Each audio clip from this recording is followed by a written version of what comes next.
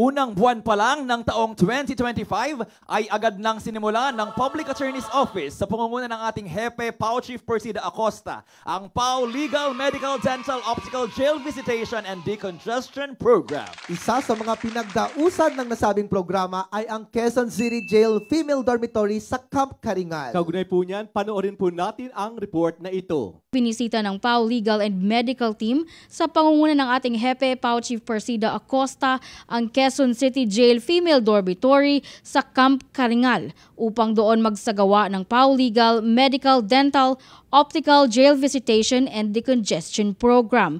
Dito ay ipinarating rin ng ating butihing Hepe ang isang magandang balita para sa ating mahigit 500 na female PDLs. Alam nyo ba, may IRR na ang Good Conduct Time Allowance? Ang BGMP Chief at Bucor Chief pwedeng magbigay ng Good Conduct Time Allowance para makauwi agad ang mababait at mabubuting mga PDLs. Sa programang ito ng Public Attorney's Office ay patuloy nating katuwang ang ating mga private sector volunteers. Dala natin ang ating mga doktor sa Public Attorney's Office, mula sa MCU Hospital, at siyempre meron tayong mga dentist mula sa De Ocampo College of Dentistry. Sa Executive Optical, ayan, meron tayong libreng check-up at salamin, reading glasses para sa ating mga inmates.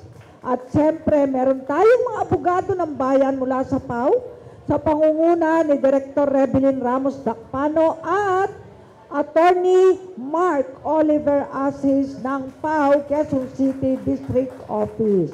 At siyempre, may mga nurses din tayo at pharmacists at si Dr. RP po ang mangunguna, ang ating bagong deputy para mamigay ng libreng gamot. Ang maganda dyan, nakakatulong ang Public Attorney's Office sa pagpo-provide ng medical, dental, legal, tsaka optometric services sa kanila. At blockbuster nga ngayon ng ang optometrist dito tsaka mga dentist natin. Napakarami ang sumasangguni sa kanila. Actually, sa 20 taon ko sa Public Attorney's Office, talagang hindi lang ito ngayon taon-taon na ginagawa, kundi dire-diretso, buwan-buwan na ang punta dito. Isa naman si Attorney Mark Oliver Asis, ang OIC ng PAO Quezon City District, sa mga nakasaksi ng mga naging pagbabago sa nasabing Female Detention Center sa Camp Karingal. Hindi kasi nalalaman ng iba na matagal na po akong PAO lawyer ng Quezon City. Malaki na po ang pagbabago ng sitwasyon natin sa pasilidad ng Quezon City Female Dormitory. Kung naalala ng mga nandito, dati ito kubo pa. Pero ngayon meron na tayong building, no?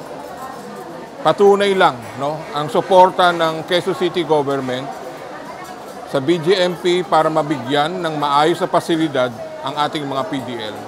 Gayon din, ang napansin namin, ngayon, paunti-unti na rin ang populasyon ng mga female PDLs dahil palagi rin tayong sumusubaybay sa lahat ng mga kaso nila sa korte upang mapalaya sila sa lalong madaling panahon.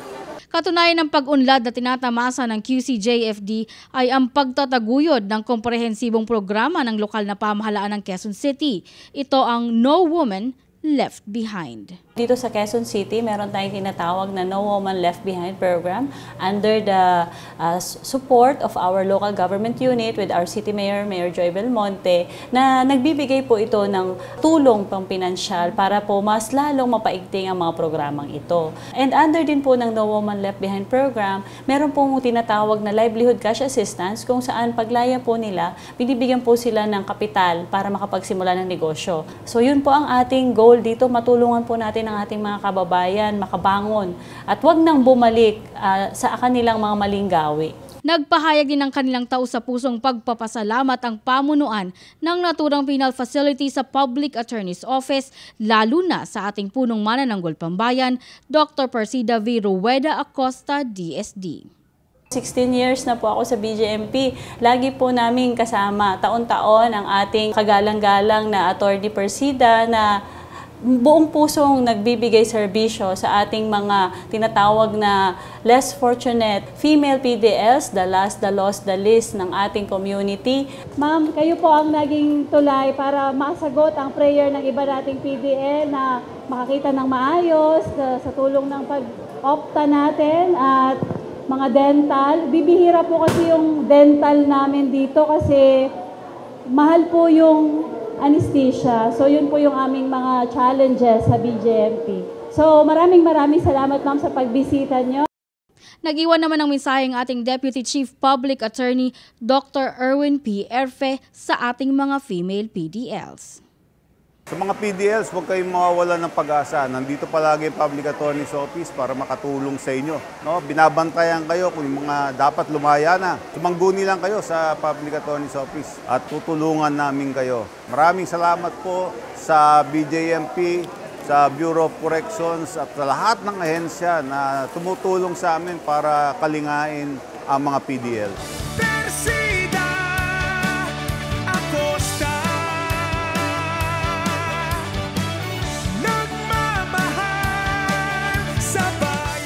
Ako si Geraldine Ranyes para sa #PalaNews, Persida Acosta, hustisya ng masa, katarungan, laban sa kahirapan.